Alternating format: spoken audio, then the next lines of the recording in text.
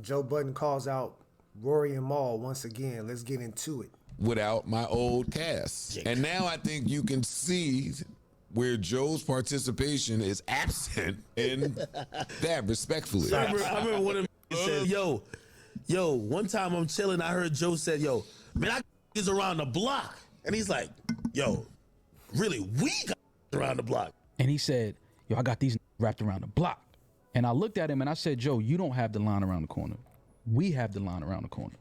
I don't even think they have the. So like I remember listening to that episode, and I figured, like, I knew what Joe was trying to say. I don't think he was talking about himself and trying to be selfish or nothing like that. And like Maul took it a certain way. Like, of course, you guys, the line is long because of everyone. It's not just because of one person. But let's be honest here. Like me, I knew about Joe Budden. I didn't know about Maul and Rory. You know what I'm saying? I didn't know about them until they did the podcast. I knew about Rory. He did the podcast, and then Maul came about, and then I knew about him. So of course, as a Joe Budden fan, I followed them on social media, and I came to know what they were about and all that. A lot right now, man. This is ridiculous. This is hilarious. No, but that was it. So, but there'd be too much chip on, or too much dip on chip, and they don't never double back to say. When there's too much dip on a chip like that, good time. That nigga was talking crazy about me. Like Joe because of me. Spicy. When I came on, I feel like I made it more palatable. I agree. I feel like I made it more cool. I feel like I gave different energy. Like, no disrespect to nobody. He knows that though. So then say that. Don't let Charlamagne come on the show and have to say it.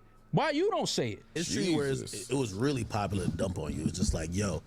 But I don't care about people dumping on me. But somebody that I won't say, but certain people can do it. Well, yeah, but you shit on him, Joe. I ain't gonna lie. Shit on him. He couldn't do that. Like, he was sadly mistaken. You think that I was only palatable? You probably helped to make me palatable. I don't take that away. Well, I think he was trying to say that. If you think I'm only palatable because you're sitting here, he like Jay-Z nephew or something like that. I'm guessing he probably. Dog, I remember watching. Like, I didn't watch too much. I'm a person who listens on the app, right, on Spotify. That's why I listen to it. And the times where I would watch an episode, Maul is sitting there on his phone. He didn't talk much. He didn't really talk much, man. Like, it became a time where after the Spotify deal ended, I was just like, man, I'm tired of listening to him and Rory, man. Like, Rory's dry ass jokes, that shit was like, it was just corny, man. And that's my opinion. Foster I don't give of environments to make sure I don't know. You were benefiting from it. That didn't happen though. Like, Joe, at that point, I probably had more money in my pocket than you. I'm like, oh, you making it sound like I wasn't. When you met me, I had money in my pocket. I might have had more money in my pocket than you had if we keeping it 100. Another lie. See, that's the thing about podcast creation and content creation. You do get to just say anything that they want to say with no background check, no authenticity. It's fine. Another bold-faced lie, but I'm gonna be honest though. I wish everybody well. Okay, it's so funny because the other dude, the ginger dude, want to come back. Facts, I'm telling you, I could see it. Like, he's over there, but he's looking out the window saying, "Yo, dog, you know, like." I don't think he wants to come back, but like that Rory and Maul's podcast is, I can't listen to it, man. It's not good. It's terrible. And I remember, when all three of them were together, it's like Joe would like literally try to tell them to talk because Joe was just the one talking. That's why I like the new cast now, especially when they added Melissa and Flip. Like, it's more people talking, it's more engagement, it's more in-depth conversations, especially with Ish because he's more mature. But with these two dudes, man, it was hard to get topics out, man, because it was like, y'all not saying nothing. Talk. It's a podcast. Like, if you ever gave me the I'm coming back, brother.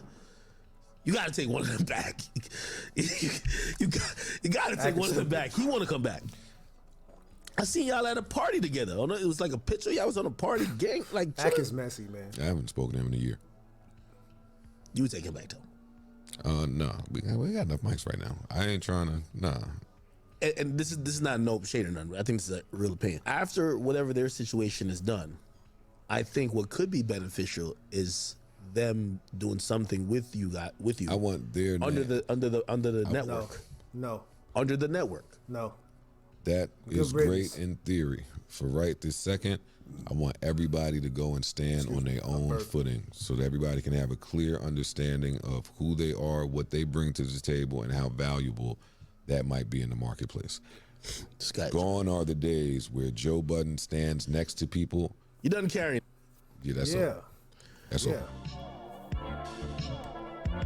Yeah, I mean, this shit should be over with, man. I'm tired of these dudes, man. To be honest with you, I'm tired of them. I'm glad they're gone. I'm glad they were replaced. You know, see you later. The new guys are much better, in my opinion. Even Ice is starting to pod more, man, because, you know, a lot of us followed Ice on social media. He's funny on Twitter, so, you know, it's good to see his personality start to shine. So what y'all think in the comments, man? Let me know. Hit the like and subscribe.